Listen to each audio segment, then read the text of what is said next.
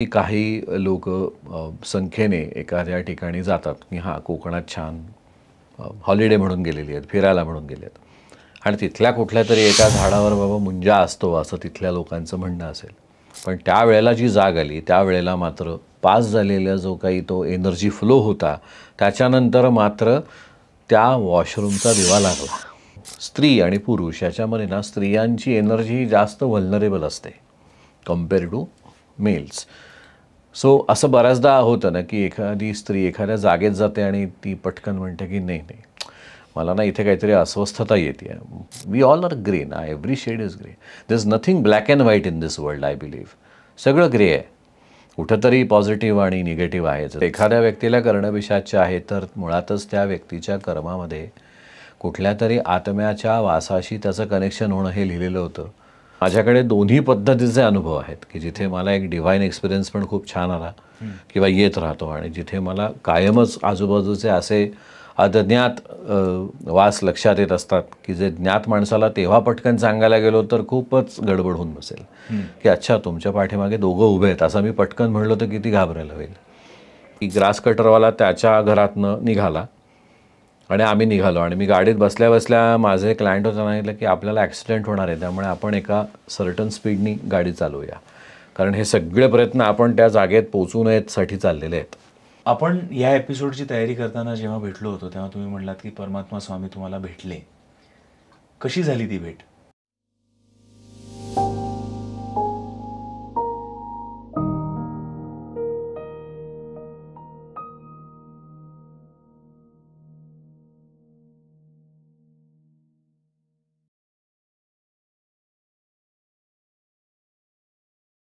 हाय, hello, नमस्कार, welcome back to इनोटॉक्स.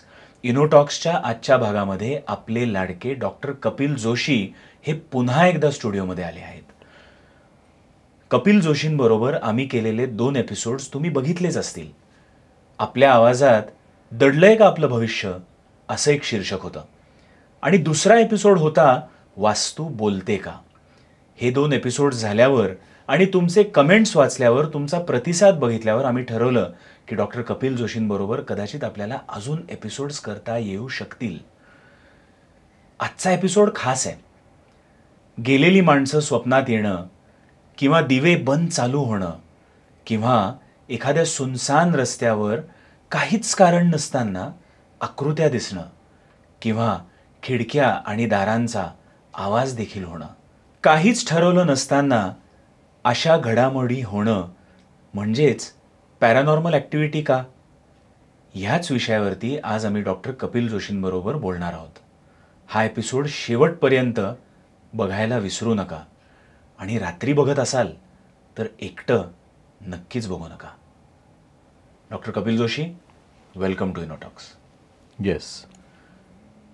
Paranormal activity म्हणजे नेमकं काय?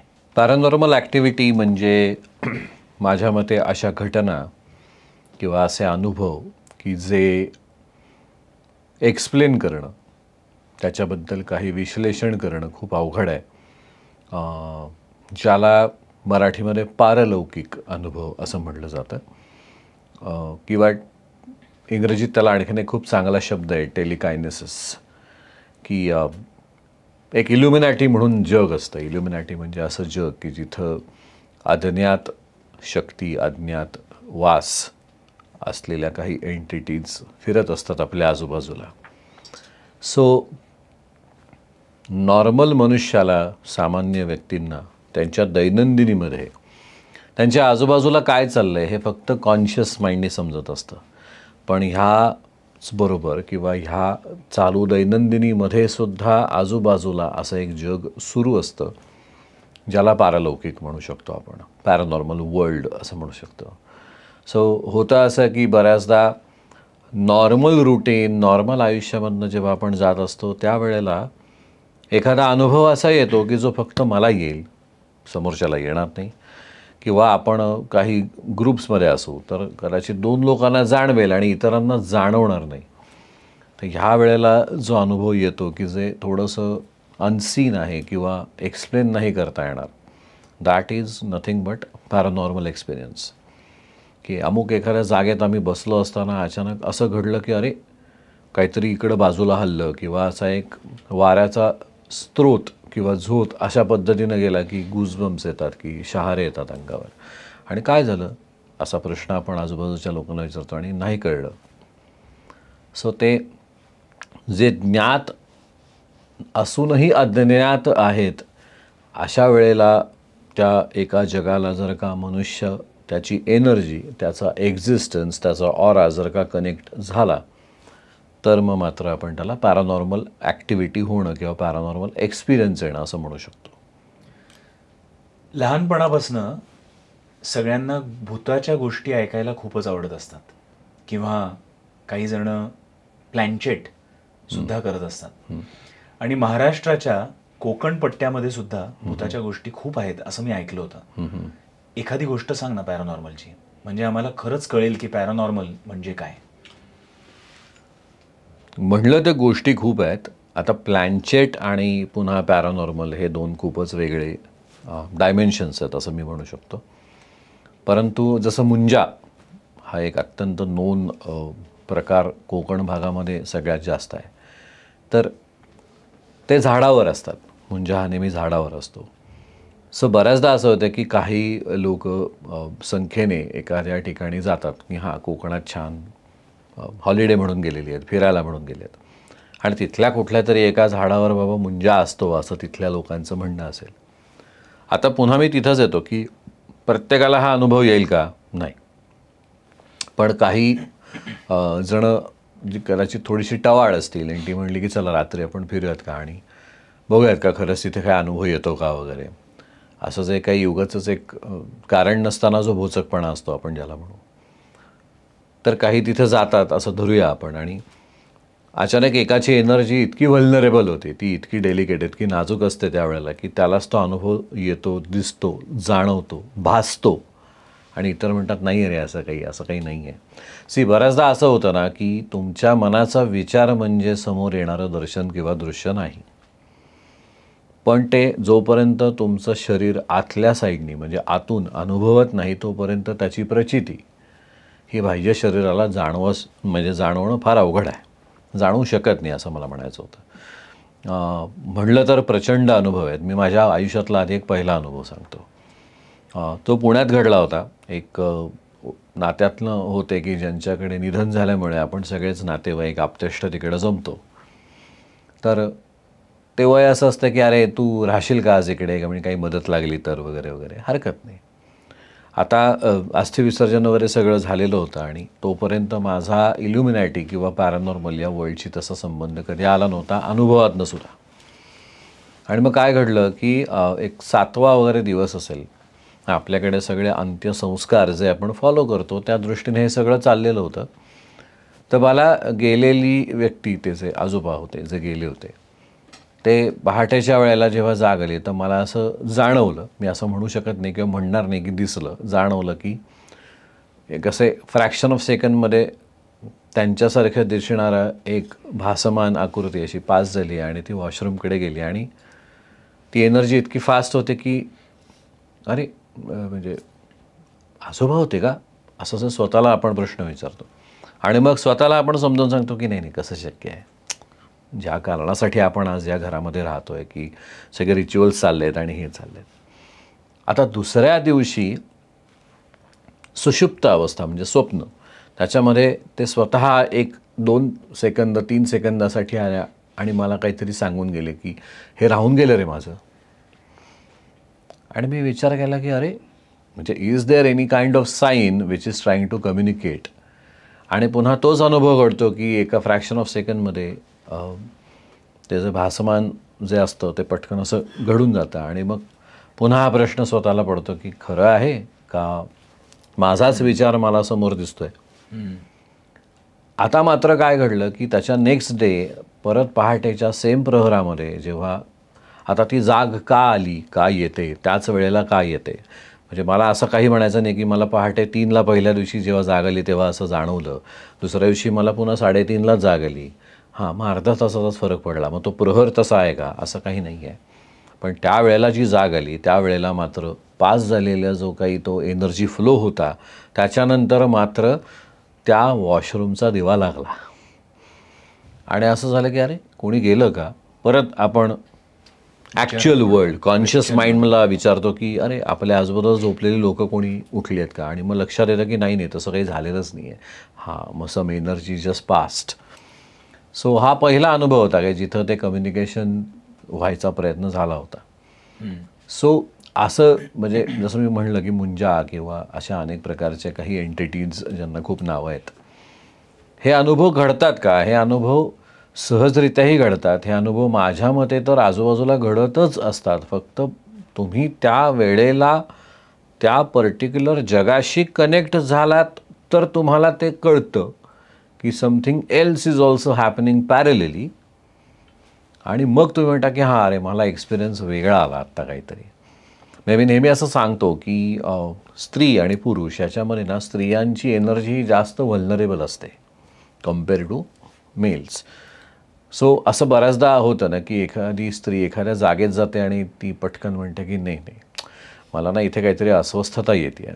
म्हणजे काय, तर त्या जागेशी निगडीत काहीतरी घडलेली घटना असेल जेणेकरून तिथे कुठल्याही एंटिटीचा वास असेल, तर त्याच्याशी तिचा जो ऑरा आहे तो जर का पटकन कनेक्ट झाला तर ती अस्वस्थता तिच्या शरीराला आतनं जास्त जाणवायला लागते आणि ती बाह्य रूपाने बाहेर येते की नाही मला इथे शहार आल्यासारखं होतं किंवा समथिंग इज नॉट राईट, तर आपण बाहेर पडूयात का इथनं.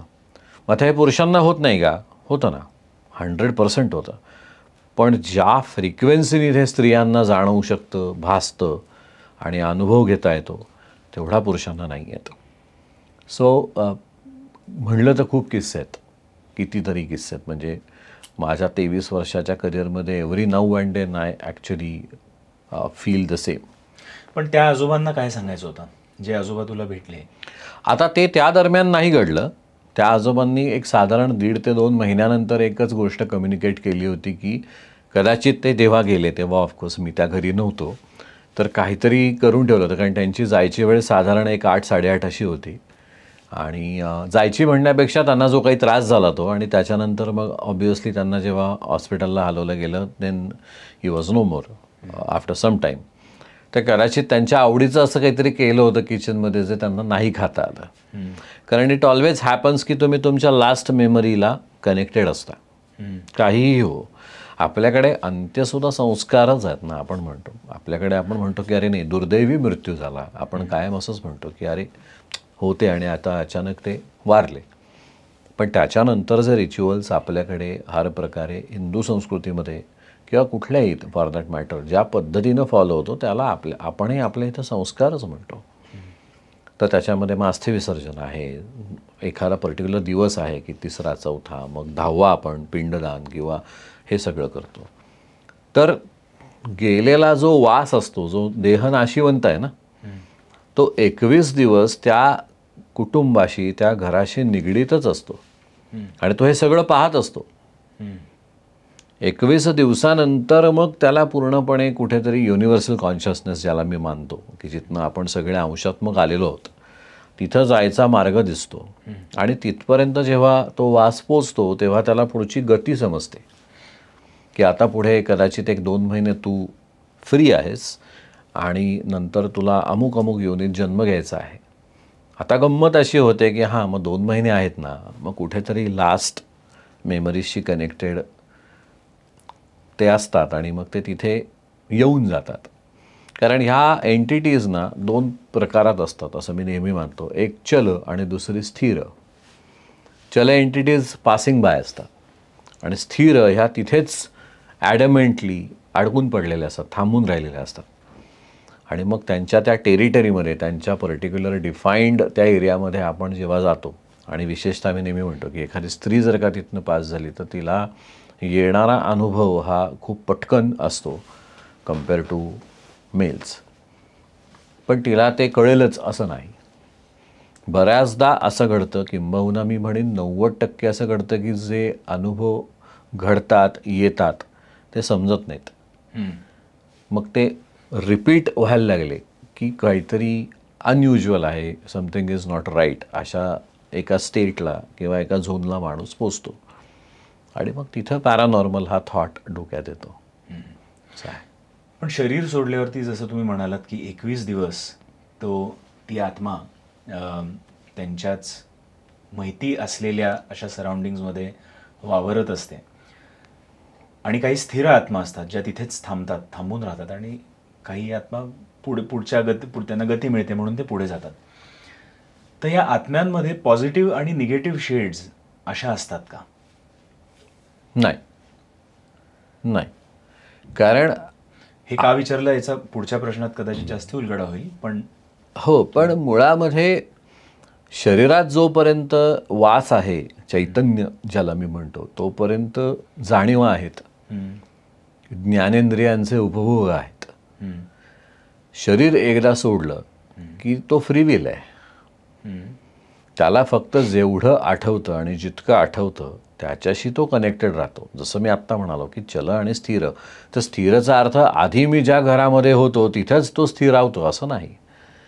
They are free will. म्हणजे त्यांना टेलिपोर्टेशन फार सहजरित्या जमू शकतं ना. म्हणजे एखादा फ्रीविल असलेली एंटिटी आहे जी अंशात्मक आहे, माझ्या मते ती एका क्षणात इथनं उठून अमेरिकेत पण जाऊ शकते. कारण त्यांची कदाचित एक लास्ट मेमरी असेल की अरे मला माझ्या नातीला किंवा नातवाला पाहायचं होतं पण ते इथे नाही आहे, ते 10,000 मैल लांब आहेत माझ्यापासून.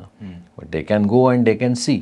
Only thing is they can't see or can't feel the conscious world physically, but ते जाऊ शकतात. पण आता आपण म्हणतो की देव असतो, दानवसुद्धा असतो. देवाच्या क्वालिटीज बघितल्या तर त्या सात्विक असतात. दानवाच्या क्वालिटीज बघितल्या किंवा एखाद्या क्रिमिनल जसा असतो त्याला आपण दानव म्हणूयात, त्याच्या ज्या क्वालिटीज असतात त्या निगेटिव्ह शेड्सच्याच असतात. मग एखादा क्रिमिनल समजा गेला, एखादा काय म्हणूयात आपण आतंकवादी ज्याला आपण म्हणतो सीमेवरचा, त्यांनी खूप वाईट करून तो गेला या दुनियेतनं, तर त्याच्या शेड्स या निगेटिव्हच असतात. आणि त्या मेमरीनी, म्हणजे शेवटची जी मेमरी असते निगेटिव्ह केल्याची जी मेमरी असते, ती मेमरी घेऊनच तो पुढचं कार्य ती आत्मा करायला असते. तर मग ती शेड निगेटिव्ह नाही का? पण पुन्हा मी तिथंच येतो की शरीरात जोपर्यंत चैतन्य आहे तोपर्यंत ह्या जाणीवा उणीवा आहेत. परत त्याच मेमरीजला येऊन तो जरी येत असेल आणि समजा ती शेड निगेटिव्ह आहे असं आपण मानलं, तरी मुळात मी परत इथंच येतो की हे सगळं कर्माचं कॉम्पेन्सेशन आहे.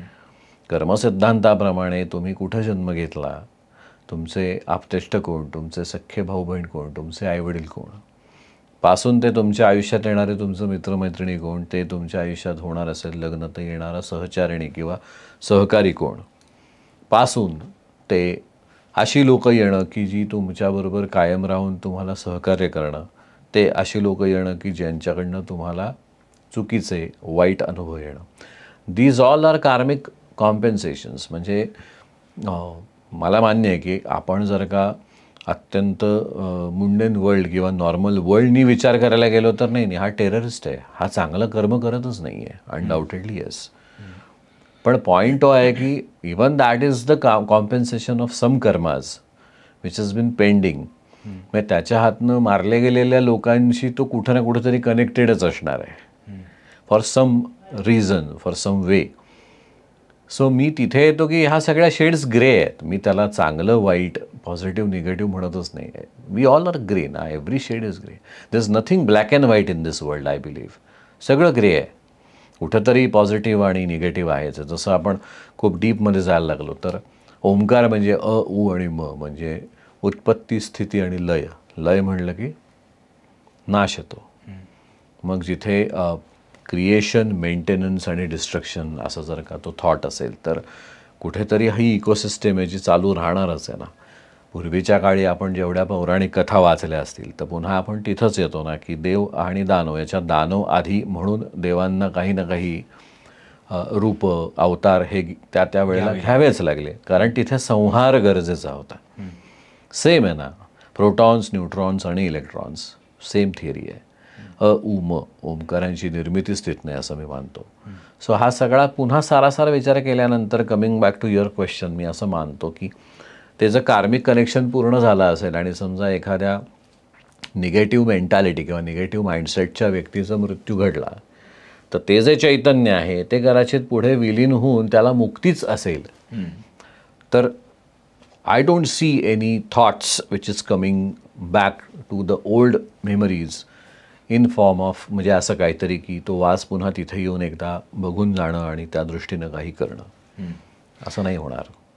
काही जणांना कर्णपिशाच्य असतं, आणि कर्णपिशाच्य म्हणजे त्याचा इंग्लिश मी समजा ट्रान्सलेशन रिसर्च करताना बघितलं तर स्पिरिट इन द इयर असं त्याला म्हणतात. करेक्ट. आणि त्या माणसांच्या किंवा ज्यांना कर्णपिशाच्य असतं त्यांच्या कानामध्ये येऊन कुठलं तरी स्पिरिट्स येऊन काही ना काहीतरी गोष्ट सांगत राहतात. ही स्पिरिट्स, ह्या स्पिरिट्सना सुद्धा पॉझिटिव्ह, निगेटिव्ह किंवा ग्रे अशा शेड्स असतात का? आता मी पुन्हा तिथे त्या येतो. चांगल्या का वाईट हे त्या माणसाला कसं कळतं? नाही, मी पुन्हा तिथे येतो की जर एखाद्या व्यक्तीला कर्णपिशाच्य आहे तर मुळातच त्या व्यक्तीच्या कर्मामध्ये कुठल्या तरी आत्म्याच्या वासाशी त्याचं कनेक्शन होणं हे लिहिलेलं होतं. ऑन द अदर हँड तो जो वास आहे त्याचं त्या व्यक्तीबरोबर कनेक्शन होणं हेही लिहिलेलं होतं. सो जो शरीरातला चैतन्याचा भाग आहे त्याला पुढे काहीतरी त्यातनं कॉम्पेन्सेट करायचं आहे, आणि जो शरीर नसलेला जो वास आहे त्याला ह्या व्यक्तीला इतरांबद्दल गाईड करून किंवा सांगून कुठेतरी पुन्हा ते कॉम्पेन्सेट करणं गरजेचं आहे.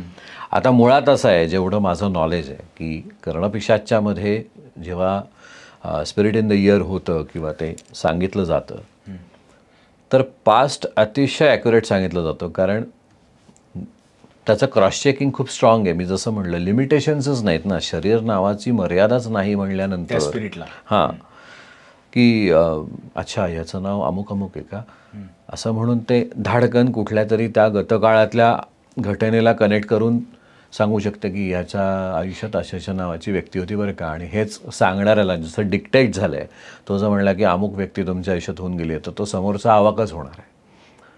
पण कर्णपिशाच्यामध्ये फ्युचर रिलेटेड काही प्रेडिक्ट करणं किंवा फोरसी करणं हे माझ्यामध्ये थोडंसं डिफिकल्ट आहे. सी नो डाऊट मी नेहमी मानतो की इंट्युशन लेवल ज्याची जेवढी स्ट्रॉंग तेवढा तो पुढे जातो. मग तुम्ही कुठल्याही माध्यमातून लोकांना मार्ग दाखवा. एखादा ट्रॅडिशनली पत्रिका बघत असेल, हात पाहत असेल, एखाद्याला कर्णपिशाच्य असेल.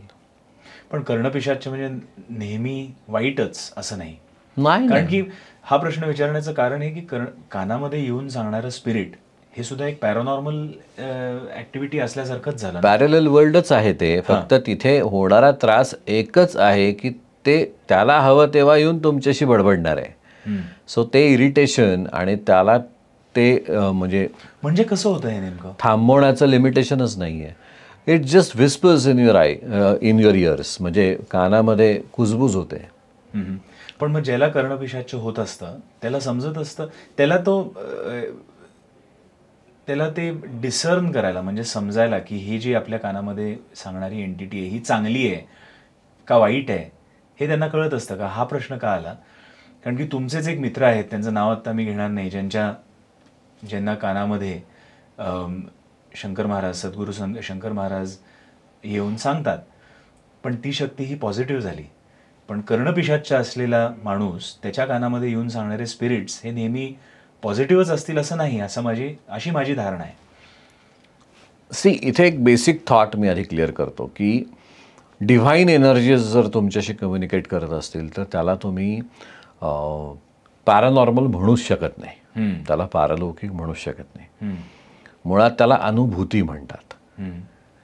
म्हणजे अनुभव हा माणसाला माणसाचा येतो, आणि जेव्हा दैवी शक्तीचा काहीतरी अनुभव घडतो की जो अरेच्छा अशा एका रिॲक्शनमध्ये असतो तर त्याला अनुभूती म्हणतात. आणि त्यावेळेला ती जी काही एनर्जी असते डिव्हाइन, जी पूर्णपणे शुद्ध सगळ्यात महत्त्वाचं एनर्जी असते, तिने तुमच्या किंवा त्या व्यक्तीच्या शरीराची अवस्थाच अशी केलेली असते की त्याला समजेल की हे डिव्हाइन आहे. कारण अनुभूती होण्याच्याही मुळात 4 अवस्था आहेत की एक सुषुप्त अवस्था, स्वप्न, मग सहज समाधी, मग भाव समाधी आणि मग पूर्ण समाधी. आता नो डाऊट ह्या 4 अवस्था अचीव करणं साध्या माणसासाठी एका जन्मातलं काम नाही असं मी मानतो प्रामाणिकपणे. कारण ह्याच्यामध्ये उपासना मार्ग, भक्ती मार्ग हे सगळेच येतात, कारण त्यांनी तुम्ही फिल्टर होत असता सगळीकडनं. ते शुद्धीकरणाचे मार्ग आहेत. पण तेच की कर्णपिशाच्य आणि मे बी एखादा व्यक्ती की ज्याच्याशी शंकर महाराजांसारखी एखादी दिव्य शक्ती बोलणं किंवा दिव्य आवाज ज्याला मी म्हणतो, तर तुम्ही त्याला कर्णपिशाच्य म्हणूच शकत नाही पहिली गोष्ट, कारण ती अनुभूती आहे. पिशाच्य म्हणलं की ती योनीच पिशाच्य योनी आहे की, आणि पुन्हा मी तिथंच येतो की कर्मसिद्धांताप्रमाणे तो पिशाच्य योनीकडेच जाऊन थांबलेला आहे आणि त्याला पुढचा मार्ग नाही मिळत आहे. म्हणजे त्या स्पिरिटला, करेक्ट. त्या स्पिरिटनी त्या माणसाशी अटॅच होण्याचं ठरवून टाकलेलं आहे. कदाचित तो अटॅच होतो म्हणून तर त्या व्यक्तीला कर्णपिशाच्य आहे असं म्हणतात. आणि इथे असलेलं जे चैतन्य आहे त्याला त्या कॉन्शियस वर्ल्डमधल्या व्यक्तीकडनं पुढचा मार्ग मिळणार असतो, ज्याला आपण मुक्ती म्हणू शकतो. पण जिथे असं घडतं की अरे मी एका देवळात गेलो होतो, मग ते देवीचं असेल किंवा कोणाचं असेल, आणि ती शक्ती बोलली माझ्याशी किंवा मला ते खूप जाणवलं की अरे एक मेसेज आला किंवा मी बोललो आणि ते कळलं मला. तर ते का कळलं? कारण त्या वेळेला त्या तिथ्या असलेल्या शक्तीला अशी इच्छा झाली की तुला मी काय सांगतोय हे कळावं. आपल्याकडे कौल हा प्रकार तिथनंच येतो ना, की देव ऐकतो का? हां, समोरची मूर्ती ऐकते का? 100% ऐकत असते. ती शक्ती ऐकतच असते कुठेतरी. आणि कुठेतरी तो एखादं फूल पडलं की आपण म्हणतो हां येस, किंवा काही काही वेळेला तुझी उपासना फळाला आली असं आपल्याकडे म्हणलं जातं. म्हणजे मी म्हणलं तसं ना, माझ्याकडे दोन्ही पद्धतीचे अनुभव आहेत की जिथे मला एक डिव्हाइन एक्सपिरियन्स पण खूप छान आला किंवा येत राहतो, आणि जिथे मला कायमच आजूबाजूचे असे अज्ञात वास लक्षात येत असतात की जे ज्ञात माणसाला तेव्हा पटकन सांगायला गेलो तर खूपच गडबड होऊन बसेल की अच्छा तुमच्या पाठीमागे दोघं उभे आहेत असं मी पटकन म्हणलो तर किती घाबरायला होईल, जे दिसतच नाहीत. असं झालंय कधी? असं कायमच होतं माझ्या बाबतीमध्ये. एखादी गोष्ट सांग की. खरं म्हणलं ना, म्हणलं आठवायला गेलं तर खूप आहेत, पण खूप जुनी एक केस सांगतो की सिंहगड रोडला मी एका घरामध्ये गेलो होतो.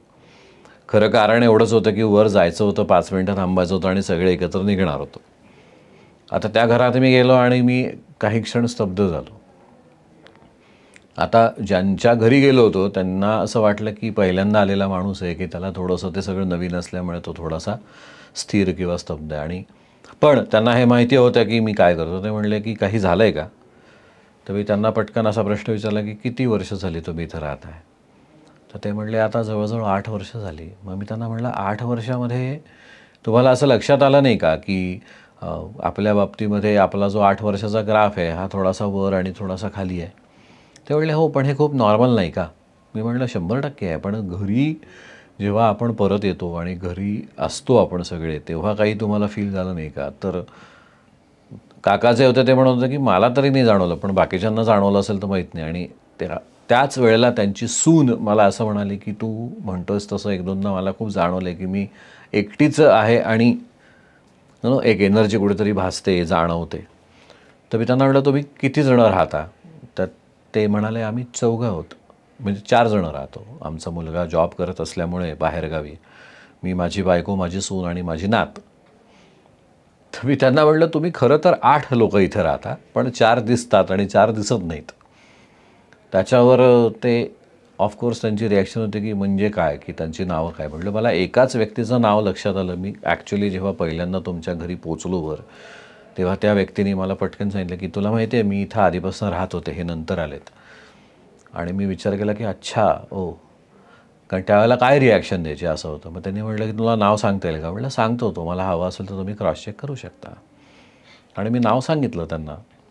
म्हणजे म्हणजे ठीक आहे आपण बघूया. 3 आठवड्यानंतर मला त्यांच्या सुनेचा फोन आला की तुला भेटायचं आहे. आणि मी गेलो आणि मी त्यांना जे सांगितलं होतं की नाव किंवा काय घडलं असेल इकडे काही वर्षांपूर्वी, तर ते त्यांनी कन्फर्म केलेलं होतं. सो तर मुळात असं होतं की काँक्रीटचं जंगल व्हायच्या आधी पूर्णपणे त्या भागात पूर्वीचे जे खेळ खेळले जायचे की लंगडी, छापापाणी, सूरपारंब्या, तर त्या जागेपासून काही अंतरावर जेव्हा ऑफकोर्स ॲक्सेस, आता बिल्डिंगवरनं ह्या बिल्डिंगमध्ये जायला मला मुख्य रस्त्यावर येऊन मग जावं लागतं, पण तेव्हा तो ॲक्सेस डायरेक्ट असणार आहे. तिथं ॲक्च्युली झाडावरनं पडून त्या मुलीचा मृत्यू झाला होता. म्हणजे खेळताना ॲक्सिडेंटल डेथ म्हणतो आपण त्याला. आणि त्यामुळे त्याला मी मगाशी जसं म्हटलं की चल आणि स्थिर, अकाली आणि आकस्मिक असलेल्या मृत्यूमुळे तो आत्मा स्थिरच आहे तिथे. पण त्यांनी मला यासाठी बोलवलं की ते आमच्याकडेच काय येतात. म्हटलं नाही नाही, तुमच्याकडे ते येतात कारण ते स्थिर त्या जागेत आहेत, पण चलो तुमच्या घरात आहेत म्हणजे जाऊन येऊन येत. मग ऑब्व्हियसली त्यांचं असं झालं की मग आम्ही आता काय करायला पाहिजे. म्हटलं एकच ऑप्शन आहे, तुम्ही घर बदला. मग ते काय उद्या बदला आणि परवा हे, पण मग ते झालं असं की मुलगी लहान आहे आपली वगैरे असं करून इमिजिएटली ते माझ्या मते मॅक्झिमम 1 महिन्याच्या कालावधीतच रेंट आऊट केलं त्यांनी दुसरीकडे घर, आणि मग या घराचा व्यवहार केला असेल. पण हे चल आणि स्थिर असलेल्या ज्या आत्मा असतात यांना पुढची गती का मिळत नाही? म्हणजे आता प्रश्न असा आला की अलीकडे झालेले बरेच इव्हेंट्स, एअर इंडियाचा क्रॅश असो, पहलगाममध्ये आकस्मिक मृत्यू पावलेली लोक असो, किंवा मी यूट्यूबवरती काही जणांनी बोललेलं ऐकलं आहे की सुशांत सिंग राजपूत सुद्धा त्यांना येऊन काही गोष्टी सांगतो, किंवा असे अनेक जण, यांना गती का मिळत नाही? त्यांचा काय कॉन्ट्रॅक्ट असतो की ते पृथ्वीच्या आसपासच राहतात? नाही, मला वाटत नाही काही कॉन्ट्रॅक्ट असावा. मी पुन्हा तिथंच येतो ना की काही कार्मिक कॉम्पन्सेशन्स असतात. त्यातलं एक मुख्य कारण जे मला माहिती आहे की चैतन्य अवस्थेमध्ये पुन्हा गेल्यानंतर जेव्हा आपल्याला युनिव्हर्सल कॉन्शियसनेसमध्ये मर्ज व्हायचं असतं आणि आपल्याला पुढचा प्रवास कळतो, कारण मी पुन्हा एकदा ना, मी एकच शक्ती मानतो, त्याची रूपं ही आपण आपापल्या पद्धतीनं फॉलो करतो, पण एकच रूप आहे ना. आणि ते सांगतं की समजा एक व्यक्ती गेली, 21 दिवस तो वास तिथेच राहिला, ज्या घरामध्ये ती होती, ज्या घराला ती कनेक्टेड होती, त्या घरात तिचे सगळे बाकीचे इमोशनल अटॅचमेंट्स असलेली लोकं होती. वर गेल्यानंतर समजा असं सांगितलं गेलं की आता एक 3 महिने तू मुक्त आहेस, फ्री आहेस, आणि नंतर समजा तुला कीटक योनीतनं जन्म घ्यायचा आहे, तर गंमतीच असते की मनुष्य योनीतनं जन्म घेतल्यानंतरच ज्ञानेंद्रियांचा उपभोग कळतो, बाकी कुठल्याच योनीतनं तो नसतो. आता परमेश्वराच्या मते ते कर्माचं कॉम्पेन्सेशन आहे की त्या वेगवेगळ्या गतींमधनं तुला पुढं जायचंच आहे, म्हणजे तुला कुठेतरी मुक्तीचा प्रवास सापडणार आहे. पण आत्माही अडबंट असतो. मग तो म्हणतो नाही, मला उपभोगच नाही घेता येणार. मग मला उपभोग घेता येईल असं काय आहे? मग मी पुन्हा माझ्या लेफ्ट ओव्हर मेमरीजला कनेक्ट करून येतो आणि त्यातली अशी एनर्जी, असं चैतन्य, असं शरीर बघतो की जे जास्तीत जास्त वल्नरेबल आहे, आणि त्याच्या आत शिरायचा प्रयत्न करतो, कारण उपभोगता हवेत. आता त्यावेळेला मात्र हा फ्री विल जो आहे तो हे विसरून जातो की आतमध्ये एक चैतन्य आहे ना त्या व्यक्तीच्या, आणि मग एक टग ऑफ वॉर सुरू होतं. मग ज्याला आपल्याकडे बाधा असं म्हणलं जातं, किंवा वेस्टर्न कल्चरमध्ये आपण ज्याला पोझिशन्स म्हणतो, हा भाग आहे. ही टग ऑफ वॉर आपल्या प्रत्येकाच्या आयुष्यामध्ये कधी ना कधीतरी झालेली असते, कारण की आपल्या पूर्ण पृथ्वी तलावर समजा आपण बघितलं तर 8 बिलियन किंवा 7 बिलियन लोक, आणि त्याच्यामध्ये रिन्युअल प्रोसेस म्हणजे अनेक लोक येत आहेत जात आहेत ते तर सुरूच आहे, आणि अनेक गेलेली लोक आत्मा ह्या रूपी आपल्या आसपास असतीलच, आणि त्यांना उपभोग घ्यायचा असतो, म्हणूनच कदाचित ते इथे आहेत असं मला आत्ता अंडरस्टँडिंग झालं आहे आत्तापर्यंत. तर ते प्रत्येक चैतन्य सापडलं किंवा एखादी एंटिटी सापडली की त्याला अटॅच होण्याचा प्रत्येक आत्मा ही प्रयत्न करतच असते? Not necessarily. कारण मला असं वाटतं की एखाद्या चैतन्य वर गेल्यानंतर त्याला जर का त्याच क्षणात सांगितलं की अरे तुला पुन्हा मनुष्य योनीतच जन्म घ्यायचा आहे, तर तो तयारच असतो. हां, तर why do they do that? They will not.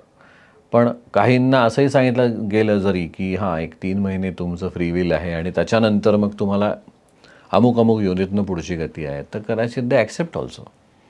प्रत्येक वेळेला हे होतंच असं नाही. आणि मी मगाशी बोलताना म्हणालो तुला तेच आहे ना की माझ्या मते स्त्रियांची एनर्जी ही सगळ्यात जास्त वल्नरेबल असते. त्यामुळे असं जेव्हा घडत असेल किंवा घडतं त्यावेळेला नेहमी घरातल्या स्त्रीला पहिला त्रास व्हायची शक्यता दाट असते. मला एक असं वाटतंय ना की आपल्या शरीरामध्ये जशा व्हाईट ब्लड सेल्स असतात, ज्या पांढऱ्या पेशी असतात, आणि त्या पांढऱ्या पेशी समजा छान असतील, खूप असतील, तर शरीराची इम्युनिटी खूप मस्त. तसंच मेंटल लेवलला किंवा माइंड लेवलला समजा माइंडचं व्हायब्रेशन, आपलं स्वतःचं व्हायब्रेशन एका ठराविक पातळीच्या वरती जात असेल, तर अशा एंटिटीज आपल्या शरीरामध्ये हे करणं म्हणजे काय म्हणतो, आपल्या शरीराशी किंवा आपल्या चेतनेशी अटॅच होणं याची पॉसिबिलिटी कमी असेल. म्हणजे देवळांमध्ये आपण बघतो की देवळांमध्ये ज्या आरत्या सुरू असतात तिथे आपण जोरजोरात आरत्या म्हणत असतो, तिथे नादब्रह्म असतो जसं तुम्ही म्हणाला होतात, किंवा घंटा असते, वेगळा नाद असतो, वेगवेगळे वास असतात, विशिष्ट रूपाचे धूप असतात.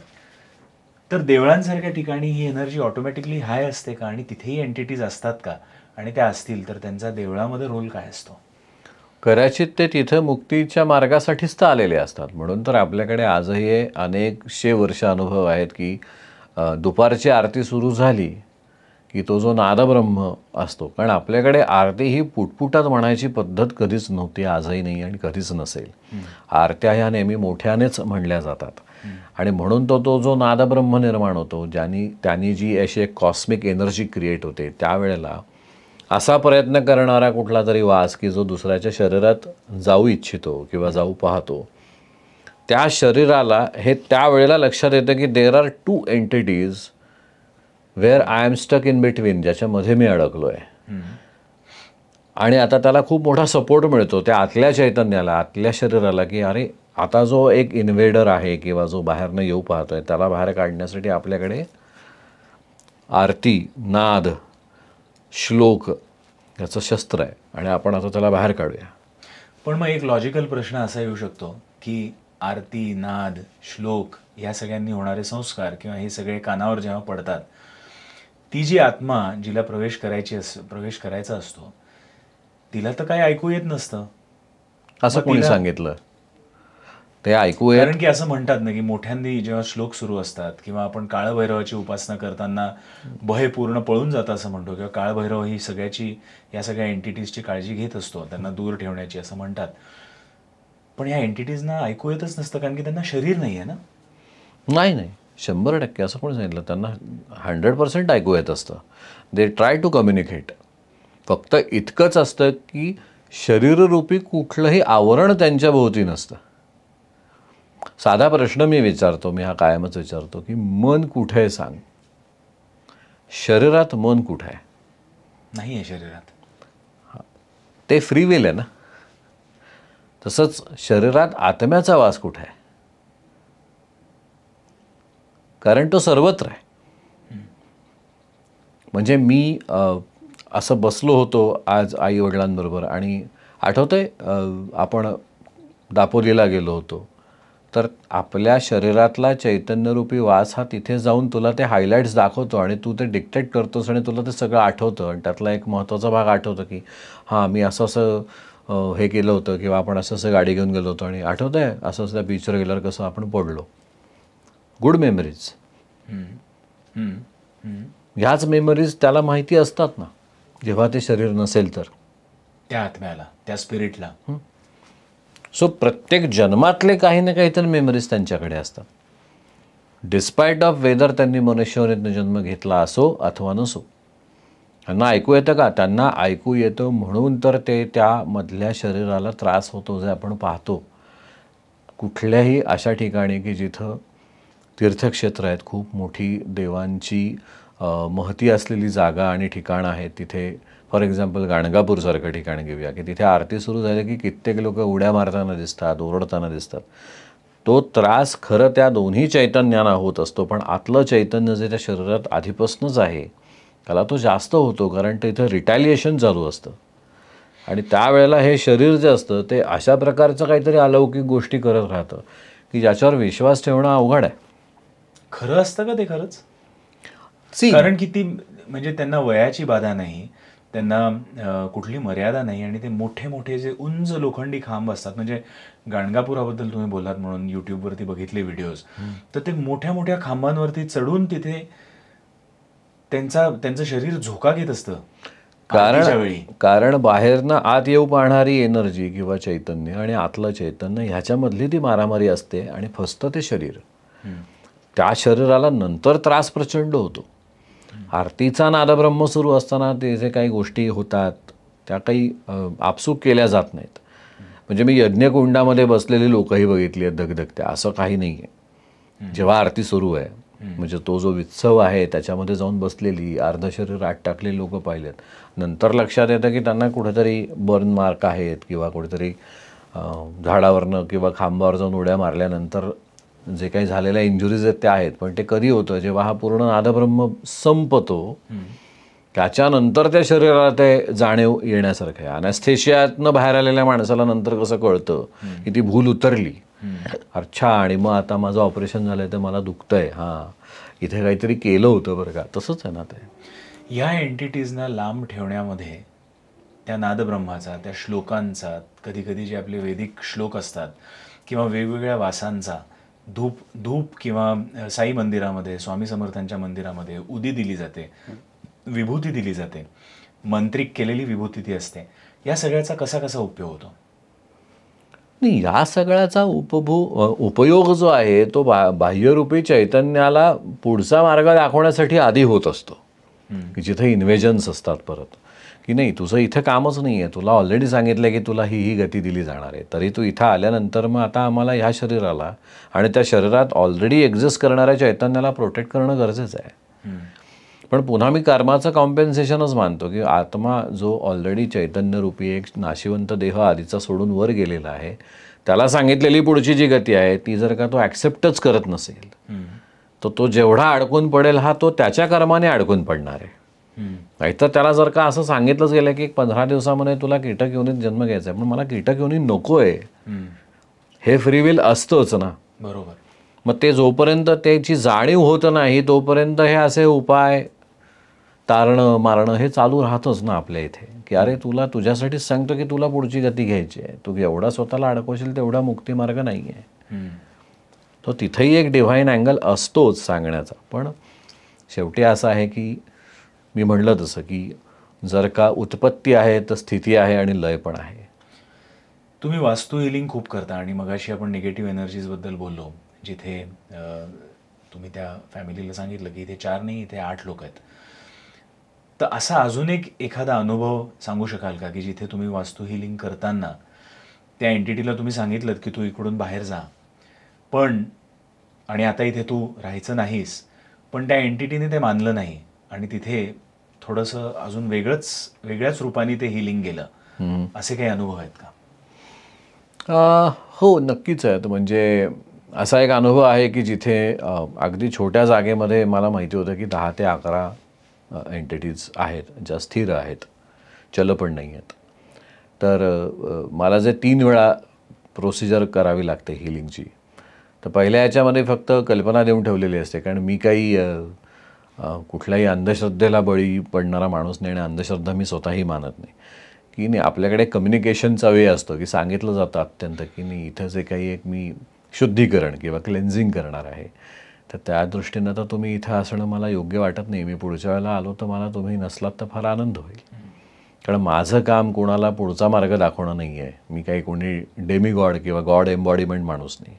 पण ह्या जागेमध्ये मी शुद्धीकरण करत असेल तर तिथं तुम्ही नाही पाहिजे, असं तुम्ही त्या एंटिटीजला सांगता. कम्युनिकेशन असतं. सेकंड टाईम गेलो तर ते तिथेच मला जाणवले. मग मी पुन्हा म्हटलं प्रॉब्लेम काय आहे, तर त्यांचं असं म्हणणं होतं की एक तर आम्ही इथं आमच्या मर्जीनं म्हणजे आमच्या विलनं आलोच नाही आहे, somebody has summoned us here, आम्हाला पाठवल्या गेल्यासारखं आम्ही इथे आहोत.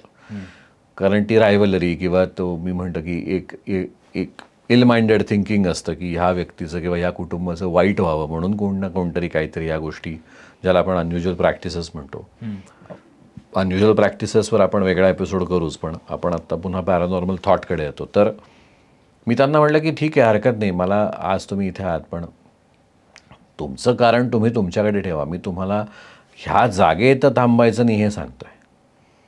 आता झालं असं की 3ऱ्या वेळेला जेव्हा तिथं जायची वेळ आली तेव्हा त्या जागेवर पोचायला 1 तासभर लागणार होता आणि ज्यांची जागा होती त्यांच्या मी गाडीत बसल्यानंतर मी त्यांना असं म्हणालो की आता आपल्याला अडवणूक होणार आहे, कारण अजूनही ते तिथनं गेलेले नाहीत असं फिलिंग आहे मला.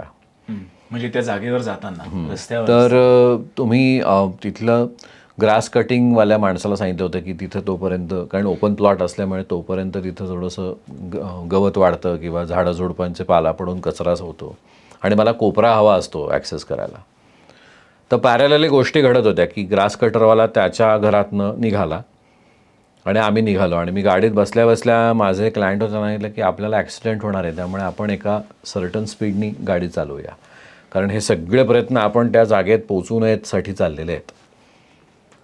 आमचा ॲक्सिडेंट झाला छोटासा, नशिबाने कोणाला काही झालं नाही आणि मला क्लायंट म्हटले थँक्स, तुम्ही आधीच सांगितलं होतं. म्हटलं हरकत नाही, घडणारी घटना घडली, टचवूड गाडीला थोडंफार झालं असेल पण आतल्या लोकांना काही झालं नाही.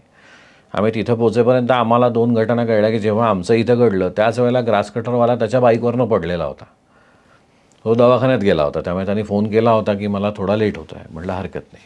आम्ही तिथं पोचलो. मी तिथं गेल्यावरही मी बघितलं तर ते तिथंच होते आणि मी परत त्यांना सांगण्याचा प्रयत्न केला की मी आता तिसरं माझं जे काही रिच्युअल आहे ते फॉलो करणार आहे, तर प्लीज तुम्ही नका थांबू, अदरवाईज मला ते इंटेन्स करावं लागेल थोडंसं.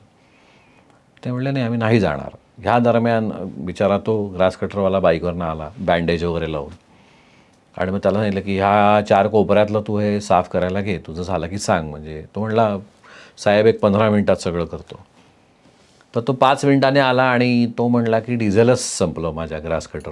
म्हणलं अरे बरं हरकत नाही. मग तो ते करायला गेला आणखीन 10 मिनटं. आणि मी सारखं माझ्या क्लायंटला सांगत होतो की हे डिलेज ना ठरवून होत आहेत, कारण इच्छा नाही आहे की त्या जागेत तिसरं रिच्युअल पूर्ण करावं.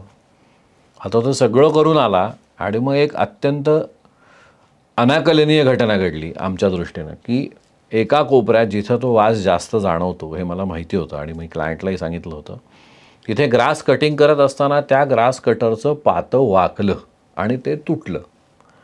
आता खरं तर एखादा दगड किंवा एखादा खूप हार्ड ऑब्जेक्ट जोपर्यंत तिथे येत नाही तोपर्यंत ते पातं तुटणं किंवा ते वाकणं किंवा ते मोडणं हे शक्यच नाही. तिथे असं कुठल्याही प्रकारचं कुठलाही हार्ड सरफेस नसताना ते पातं वाकलं आणि ते अक्षरशः मोडलं अर्धं. आणि तो ते सांगायला आला की पातंच मोडलं. मग माझे क्लायंट तोपर्यंत अशक्य लेवलला हतबल झाले होते की आज होणार आहे की नाही. मी म्हटलं नका काळजी करू. मग मी पुन्हा तिथंच येतो की प्रार्थनेत प्रचंड ताकद असते. मी स्वामींना म्हटलं की हे तुम्हालाच आता करायचं आहे काय. मग तो बिचारा तेवढ्यात गेला आणि नशिबानं एक जुनं पातं त्या दुकानामध्ये होतं, नवीन नव्हतं. तर म्हटलं हे चालणार आहे का. तो म्हटला 10 मिनटाचं काम आहे, चालण्याशी मतलब आहे. तो परत बिचारा आला. मग तेव्हा मला जसे जे डिव्हाइन आदेश येतात त्याप्रमाणे मी आधीच ग्रास कटिंगच्या आधीच आतमध्ये जाऊन काही गोष्टी केल्या. तो आला, मग ते काम सुरळीतपणे पार पडलं त्याच्यानंतर. पण असे अनुभवही असतात की जिथं नाही असं एक उत्तर मला कायम येत असतं आणि मी तरी त्यांना समोरच्या एंटिटीकडनं येत असतं. म्हणजे खरं तर 90% केसेसमध्ये नाही होत. सेकंड व्हिजिटला गेल्यानंतर त्या ऑलरेडी मला असं सांगतात की हो मी जातो आहे वगैरे. आणि थर्ड व्हिजिटमध्ये मला कळलेलं असतं किंवा तिथं जाऊन जाणवतं की आता काही नाही आहे, द एरिया इज क्लिअर. म्हणजे एक खूप याच्यावरनं आठवलं म्हणून एक गंमत सांगू शकतो. पण मी मुंबईत एक हिलिंग केलं होतं आणि त्याच्यानंतर एक साधारण 6-8 महिन्यांनी मी गोव्यात हिलिंग करायला गेलो होतो. तर तिथला असलेला सोल मला गोव्यात भेटला होता. तो तिकडे आला. हां, म्हणजे नाही तो तिकडे का गेला हे मला माहिती नाही, पण आम्ही भेटलो परत असं मला म्हणायचं. म्हणजे same entity met me again. आणि त्याला काय सांगायचं होतं तिकडे नाही माहिती. तो मला म्हणला आणि ते अक्षरशः असं अरे असं आमच्या दोघांचं एकमेकांना बघून झालेलं आहे त्यावेळेला की तुम्ही इथे, असं माझंही झालं जसं त्यांचंही झालं. जसं 10 महिन्यांनी एखादा मित्र अरे काय यार फार दिवसांनी भेटलास असं म्हणतो, तसं आमच्या दोघांचं घडलं तिथे. आता प्रश्न असा पडतो की काही एरियाज किंवा काही वास्तू किंवा काही जागा अशा असतात जसं मणिकर्णिकेचा घाट, क्रिमेशन ग्राउंड, वैकुंठ किंवा कोविडच्या काळांमध्ये अनेक हॉस्पिटल्स जिथे अत्यंत प्रचंड डेन्स अशी एनर्जी होती, कारण की लोक कंटिन्युअसली जात होती. घाटावरती तर चिता कंटिन्युअसली जळतच असतात आणि हॉस्पिटल्समध्ये सुद्धा अनेक लोक सदैव जात असतात. तर अशा ठिकाणी जे स्पिरिट्स असतात ते नॉर्मल व्यक्तींच्या शरीरामध्ये एंटर करण्याचा प्रयत्न करतात. हो. आणि ते समजा हो असेल तर आपण जेव्हा अशा ठिकाणी जातो, अशा वास्तूंमध्ये, अशा जागांमध्ये जातो, तेव्हा आपण काय काय काळजी घ्यावी. जसं आपल्या संस्कृतीत म्हणतात की स्मशानातून आल्यावर आंघोळ करावी, त्याचं सुद्धा काय कारण आहे. नाही, त्याला एक सायंटिफिक कारण असं आहे की मीठ पायावर घेणं किंवा खांद्यावर घेऊन आंघोळ करावी असं म्हणतात, कारण त्याच्यात अँटीबॅक्टेरियल गोष्टी असतात. कारण चिता जळलेली असते तर त्यातनं त्या हवेमध्ये, त्या वातावरणात जे काही मे बी बॅड बॅक्टेरियाज किंवा ज्या गोष्टी घडलेल्या असतील त्या तुमच्या शरीराला किंवा तिथे चिकटल्या असतील तर हा पण एक भाग आहे. आणि दुसरं पुन्हा शुद्धीकरण, कारण आपल्याकडे सॉल्ट हे पहिल्यापासून शुद्धीकरणाचं प्रतीक मानलं जातं कायम. उपाय असे स्पेसिफिक खरं तर काही नाही आहेत. म्हणजे हॉस्पिटलमध्ये तुम्ही ॲडमिट व्हायच्या आधी असं करा म्हणजे मग आजूबाजूचं काही असं कोणी गेलं असेल तर त्रास होणार नाही वगैरे असं खरं काही नाही आहे. म्हणजे नो स्पेसिफिक हे. माझ्या मते पुन्हा एकदा प्रार्थना आणि अशा काही गोष्टी की ज्या तुमचं आजूबाजूचं वातावरण थोडंसं फिल्टर करू शकतात. जसं मी कायम अनेकांना हे नेहमी सांगतो की अखंड तुरटीचा तुकडा कायम पांढऱ्या कापडात बांधून कॅरी करावा. कारण तुरटी ही त्या पद्धतीनं निगेटिव्हिटी ॲब्झॉर्बंट म्हणून एक फिल्टर म्हणून काम करते. जसं तुरटी ही पूर्वीपासून आपल्याकडे पाणी शुद्ध करणे किंवा अँटी शेविंगच्या हिशोबाने वापरली गेली आहे, अँटीसेप्टिक म्हणून. तसंच ती एनर्जी पण खूप ॲब्झॉर्ब करते. पण तुरटी कॅरी करण्याने फुलप्रूफ काही होतं का? नाही. पण कुठलीही नकारात्मक ऊर्जा आजूबाजूची, मग ती अशा पद्धतीची असो किंवा लोकांच्या विचारांची असो, ज्याला नजरदोष किंवा काही विचारदोष आपण मानू शकतो, त्याने तुमच्या एनर्जीपर्यंत तो येणारा विचार असो तो फिल्टर होऊन येत असतो. पण ती फुलप्रूफ गोष्ट नाही आहे. पण ॲटलिस्ट त्यातनं गोष्टी कर्टेल होऊ शकतात. पण मग एक स्वतःचं व्हायब्रेशन कंटिन्युअस उच्च पातळीला नेण्यासाठी काही असे उपाय असतात का? जसं तुम्ही तुरटीबद्दल बोललात तसं आपण अनेक जण सेमी प्रेशस स्टोन्स घालतात किंवा बरोबर ठेवतात, किंवा जसं तुमच्याही हातात आहे तसं काही धागे असतात, काही तावीज असतं, काही जण यज्ञोपवीत घालतात. तर हे सगळे सुद्धा आपल्याला प्रोटेक्ट करत राहतात का आपल्या एनर्जीज? ॲब्सोल्युटली, हो. आणि याचा काय बेसिस असतो स्पिरिच्युअल वर्ल्डमध्ये किंवा आध्यात्मिक जगामध्ये? परत मी नादब्रह्माकडे येतो की ह्या गोष्टी देताना जेव्हा असं म्हणलं जातं की ह्या आम्ही अभिमंत्रित केलेल्या आहेत, तर अभिमंत्रितचा अर्थच मुळात त्याच्यावर जो काही रितसर श्लोकांचा, नादांचा, ऋचांचा जो काही संस्कार आहे तो अभिषेक करून म्हणा किंवा त्या पर्टिक्युलर पावित्र्यामध्ये ठेवून ते दिलेलं असतं. तर ह्या गोष्टी प्रोटेक्टर म्हणून काम करतात का? गॅरंटेड करतात. पण मी पुन्हा तेच म्हणतो की नकारात्मक ऊर्जा काही काही वेळेला खूप पॉवरफुल असते. मग ह्या गोष्टींचा तिथं तसा पूर्ण उपयोग होत नाही. मग नकारात्मक ऊर्जा समजा खूप पॉवरफुल असेल आणि एखाद्याच्या शरीरामध्ये त्यांनी एंट्री घेतलीच, जसं काही काही ठिकाणी मी असं बघितलं आहे की काहीच कारण नसतं पण लोक आजारी पडत असतात. अचानक रात्री ताप येतो, सकाळी जातो, डॉक्टरांकडे जातात, वेगवेगळ्या टेस्ट करतात, रिपोर्ट्स नॉर्मल असतात. तर ही गोष्ट पण अशीच नकारात्मक ऊर्जेमुळे होऊ शकतं का? होऊ शकते का? आणि अशा केसेसमध्ये तुम्ही कशी मदत करता? एखादा अनुभव आहे का? आता एक खूप जुनी केस आहे की ज्याच्यामध्ये एका बाईंना प्रचंड प्रमाणामध्ये त्रास होत होता आणि त्याचं निदान होत नव्हतं. जसं आत्ता तू म्हणलास की सगळ्या टेस्ट करून पाहिल्या, सगळं केलं, काहीच निदान होत नव्हतं. कोइन्सिडेंटली त्या जेव्हा माझ्या संपर्कात आल्या तेव्हा मी त्यांना पटकन असं म्हणालो की तुमच्या आजूबाजूला मला 4 सावल्या फील होत आहेत. तेव्हा त्यांना असं लक्षात आलं की अच्छा, म्हणजे आपण इतके दिवस काही प्रयत्न करत होतो ते आपण आपल्या मनाला आणि बुद्धीला पटेल ह्या पद्धतीने करत होतो की हा डॉक्टर का, मग नाही ठीक आहे, कदाचित त्याचा गुणच आला नसेल, मग आपण अमुक करावं का, मग आपण तमुक करावं. आणि त्यांना म्हणणं नाही हो, कोणीतरी काहीतरी मुद्दामून करण्याचा प्रयत्न केला आहे, तुमच्या घरामध्ये आपल्याला काहीतरी गोष्टी सापडतील. आणि पुन्हा ते जेव्हा आम्ही गेलो, शोधलं, त्यावेळेला ते मिळालंही काही अंशी. मग मी कोण केलं काय हे सगळे त्याचं जे काही इव्हॅल्युएशन असेसमेंट्स असतात तेही केले. आणि मग त्याच्यानंतर मात्र एक 3.5-4 महिने लागले आणि मग तो सगळा मुद्दा त्या बाईंचा सुटला. पण त्यांना होणारा त्रास अशा पद्धतीचा होता की त्याचं कारणच कळत नव्हतं. आणि परत तेच की ते सतत होत नव्हतं. म्हणजे आत्ता माझी सगळं नॉर्मल चालू आहे किंवा माझी दैनंदिनी चालू आहे, मी गृहस्थी आहे, माझं प्रपंच सुरू आहे. आणि एक वेळ आली की अरेच्छा त्रास झाला. मग 4 दिवस डॉक्टर, वेगळ्या गोळ्या, वेगळ्या औषधं, कोणतंही मग घरचे उपाय, मग तू हा काढाच पिऊन बघ, मग तू असं करून बघ, मग हर तऱ्हेचे प्रकार, मग तिथनं पार मग वैदू हकीमपासनं सगळं. पण प्रॉब्लेम तोच की निदान न कळल्यामुळे की हा करून बघूया, हो करून बघूया, पण उपाय काही शून्य. त्याचं निदान नाही कळल्यामुळे पुन्हा रिझल्ट शून्य. मग हतबलता येते की नाही, मग गिवअप करतो माणूस की कदाचित ह्यातनं मी बाहेरच पडणार नाही आहे. आणि अशा वेळेला कदाचित मी पुन्हा म्हणतो की त्यांचं मिस्टर निस्सीम स्वामी भक्त असल्यामुळे प्रार्थनेत ताकद तिथनं कदाचित ते माझ्यापर्यंत पोचले असं मी मानतो. सुटले का? हो, पण तरीही 4 महिने लागले. मी पुन्हा तिथंच येतो ना. आय नेव्हर क्लेम की चला मी आज तुम्हाला सांगतो आणि 4 दिवसात तुम्हाला नाही. Never happens. स्वामी समर्थांचा उल्लेख तुम्ही आत्ता केला आणि त्याबद्दल एक प्रश्न आहेच. पण एक असा प्रश्न येतो की ऑरा ज्याला आपण म्हणतो किंवा त्या ऑराला पेनिट्रेट करून, त्या ऑरामधनं शिरून अशा एंटिटीज आतमध्ये तुमच्यापर्यंत पोचत असतील ना, तर मग ऑरा क्लीन ठेवण्यासाठी आणि ऑरा स्वच्छ ठेवण्यासाठी आणि मजबूत ठेवण्यासाठी असे काही उपाय आहेत? म्हणजे असं डोक्यात येते, आपण खूप जण ट्रॅव्हल करत असतो, गाडीमध्ये बसून वेगवेगळ्या जागांना जात असतो, तर गाडीमध्ये बसलो असताना तिकडची एनर्जी नीट ठेवण्यासाठी आपण काही उपाय करू शकतो का? किंवा ट्रॅव्हल करताना वेगवेगळ्या हॉटेल्समध्ये राहत असतो, तर तिकडची एनर्जी आपल्यासाठी सकारात्मक राहावी याच्यासाठी काही करू शकतो का? पण मी पुन्हा तिथंच येतो ना की नादब्रह्म.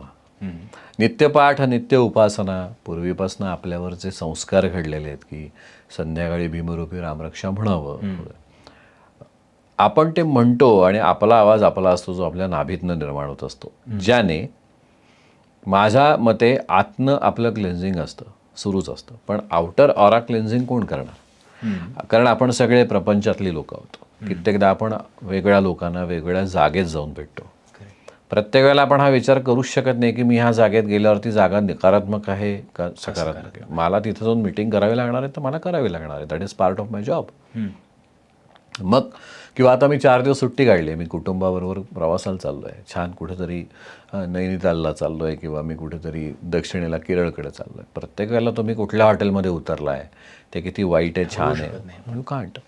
मग याला प्रोटेक्टिव्ह गिअर्स आहेत का? 100%. पुन्हा मी नादब्रह्माकडे येतो की कित्येक स्तोत्र आहेत आपल्याकडे की ज्याच्यामध्ये इतकी ताकद आहे. पुन्हा मी येईन की हे फुलप्रूफ आहेत का? नाही. काही लोक मला म्हणतात की आम्ही एवढं देवपूजा करतो, दररोज हे करतो ते करतो, आणि मग तरी अशा घटना आमच्या बाबतीत का घडतात? मग मी त्यांना हे सांगतो की नकारात्मक ऊर्जा ही कित्येकदा तुमच्या सकारात्मकतेपेक्षा पॉवरफुल असू शकते. एका छोट्या जागेत 11 एंटिटीज ॲट अ टाईम जर का स्थिर पद्धतीनं थांबवू शकतात, तर तिथं एका कुटुंबाने राहूनसुद्धा सकारात्मकता निघेल असं मला वाटत नाही.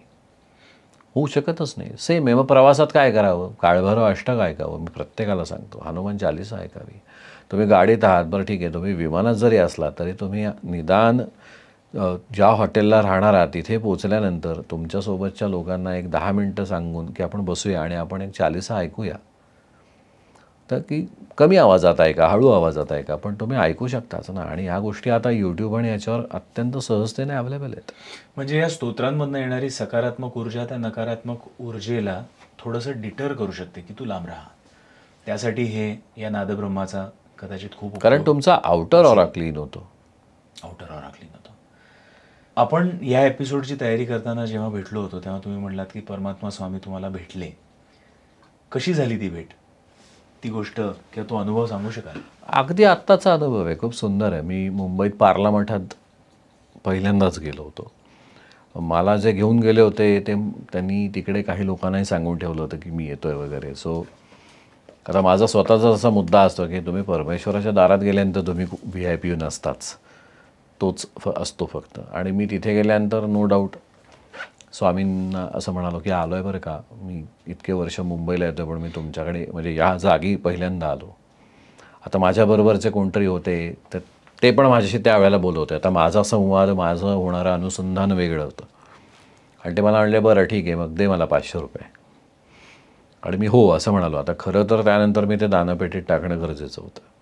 पण तिथलं देवीची मूर्ती, शंकर बाबा, आजोबा, मी आजोबा म्हणतो स्वामींना, तर त्या ह्याच्यात मी कुठेतरी मर्ज्ड होतो असं म्हणतो त्या वातावरणात. त्याच वेळेला सोबतच्या आलेल्या एक ताई म्हणाल्या की अहो मी कैलासला गेले होते, मी तुमच्यासाठी पाणी पण आणलं आहे तिथलं. अच्छा बरं बरं ठीक आहे. अरे मग चला मठ बंद होतो आहे, चला चला चला. ह्या लगबगीमध्ये आम्ही बाहेर गेलो आणि फुटपाथवर उभं होतो आणि मला दुसरीकडे जायचं होतं तिथनं. आणि प्रामाणिकपणे मी पुढच्या 3-5 मिनटात हे खरंच विसरलो होतो की स्वामी मला म्हणले होते 500 रुपये ठेव.